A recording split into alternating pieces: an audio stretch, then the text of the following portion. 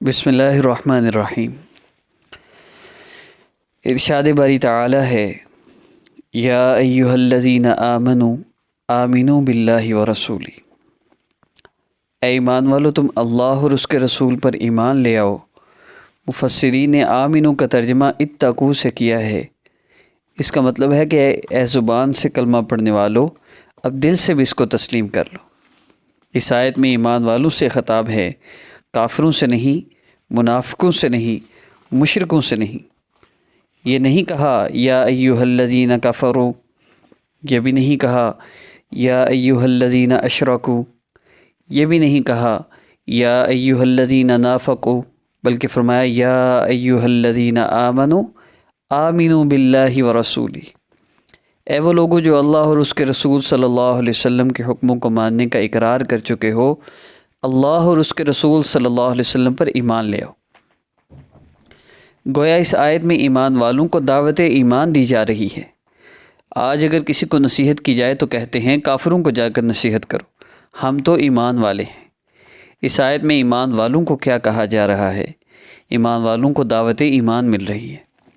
ہر چیز کی ایک صورت ہوتی ہے اور ایک حقیقت ہوتی ہے۔ عجائب گھر میں کئی دفعہ دیکھا ہے کہ ایک شیر کی کھال میں ان نے کچھ بھر کر اسے وہاں رکھا ہوتا ہے، وہ اس کی ممی ہوتی ہے، ہو بہو شیر کی شکل ہوتی ہے، دانت بھی ہوتے ہیں، آنکھ بھی ہوتی ہے، کان بھی ہوتے ہیں، منہ بھی ہوتا ہے، سب کچھ ہوتا ہے، لیکن اس صورت شیر کو دیکھ کر نہ تو کسی پر خوف طاری ہوتا ہے اور نہ کوئی گھبراتا ہے۔ جو بھی وہاں جاتا ہے وہ اس شیر کی دم پکڑتا ہے، اس کے دانتوں کو ہاتھ لگاتا ہے اور کئی تو اس کے اوپر چڑھ کر بیٹھ جاتے ہیں۔ وہ شیر کی فقط صورت ہی ہوتی ہے، اس صورت کی وجہ سے بندے کے اوپر وہ کیفیت نہیں ہوتی۔ اس کے برعکس ایک بندہ جنگل سے گزر رہا تھا، اچانک اس کے سامنے شیر آ گیا۔ اب اس بندے کے رونگٹے کھڑے ہو گئے، پسینہ آ گیا، گھبرا گیا، اس کے چہرے کا رنگ فق ہو گیا۔ اس کی یہ کیفیت کیوں بنی؟ اس لیے کہ حقیقت سامنے آ گئی۔ ایمان کی صورت اور حقیقت میں بھی فرق ہوتا ہے۔ جب صرف زبان سے کلمہ پڑھا تو یہ صورت ایمان ہے۔ ایسی صورت میں اذان سن کر کچھ نہیں ہوتا اور اللہ کا تذکرہ سن کر دل نہیں مچلتا۔ جب دل میں حقیقت ایمان جاگزی ہو جاتی ہے تو پھر جیسے ہی اللہ اکبر کی آواز آتی ہے تو بندے کی کیفیت ہی بدل جاتی ہے۔ یہی وجہ ہے کہ جب بلال رضی اللہ تعالیٰ عنہ اذان دیتے تھے تو نبی صلی اللہ علیہ وسلم بیگانہ ہو جاتے تھے۔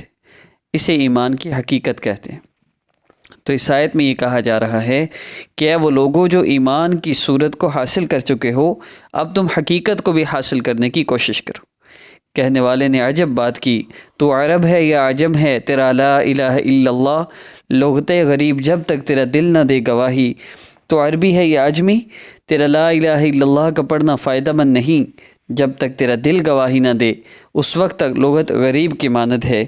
حقیقت تو یہ ہے کہ دل بھی اس بات کو تسلیم کر لے اور اس کی تصدیق کرے۔ اللہ رب العزت ہمیں ایمان کی حقیقت نصیب فرماوے۔ وآخر دعوانا ان الحمد للہ رب العالمین۔